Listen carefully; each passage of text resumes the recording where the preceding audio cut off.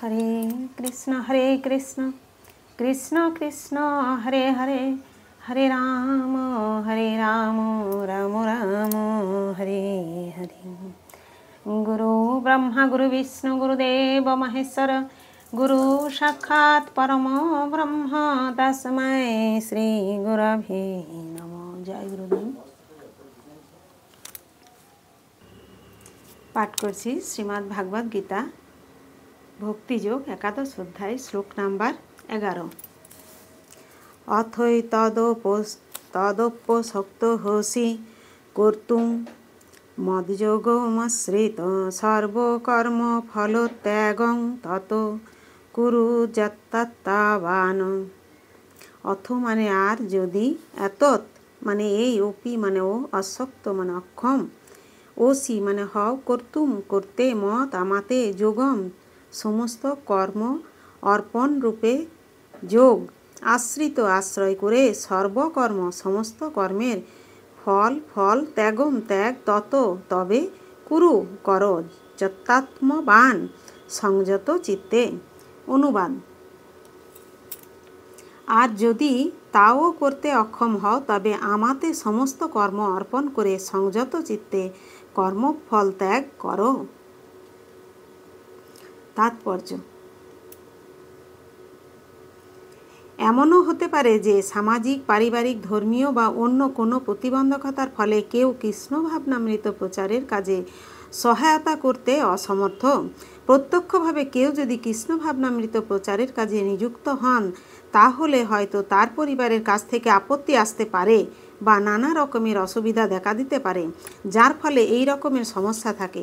তার প্রতি উপদেশ দেওয়া হচ্ছে যে তার কর্মের সঞ্চিত ফল কোনো সৎ উদ্দেশ্যে তিনি অর্পণ করতে পারেন। বৈদিক শাস্ত্রে এই ধরনের বিধান দেওয়া হয়েছে। সেখানে নানা রকম যজ্ঞবিধির বর্ণনা করা হয়েছে এবং বিশেষ পুণ্যকর্ম অনুষ্ঠানের উল্লেখ করা হয়েছে যাতে পূর্বকৃত কর্মের ফল অর্পণ করা যায়। এইভাবেই ধীরে ধীরে দিব্য জ্ঞান লাভের স্তরে উন্নীত হওয়া যায়। এমনও দেখা যায় যে কৃষ্ণ ভাবনাময় কার্যকলাপে নিরুৎসাহী লোকেরা হাসপাতাল অথবা অন্য কোনো সামাজিক প্রতিষ্ঠানের জন্য দান করে থাকেন। এইভাবে তারা বহু কষ্টে উপার্জিত অর্থ দান করার মাধ্যমে তাদের কর্মের ফল দান করে থাকেন।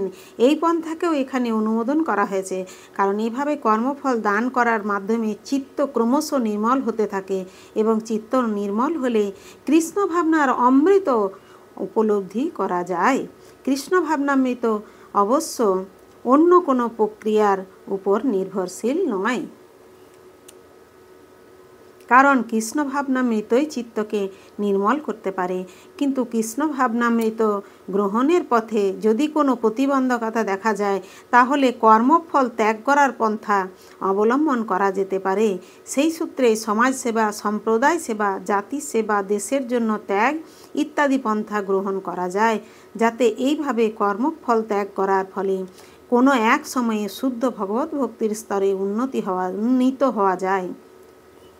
ভগবদ্গীতায় বলা হয়েছে, যত প্রবৃত্তির ভূতানাম, কেউ শ্রীকৃষ্ণকে সর্বকারণের পরম কারণ রূপে উপলব্ধি না করেও যদি পরম কারণের উদ্দেশ্যে কোনো কিছু অর্পণ করতে মনস্থ করে থাকেন তাহলে সেই কর্ম অর্পণ রূপ ত্যাগের মাধ্যমে তিনি ধীরে ধীরে এক সময় জানতে পারবেন যে শ্রীকৃষ্ণই সব কারণের পরম কারণ।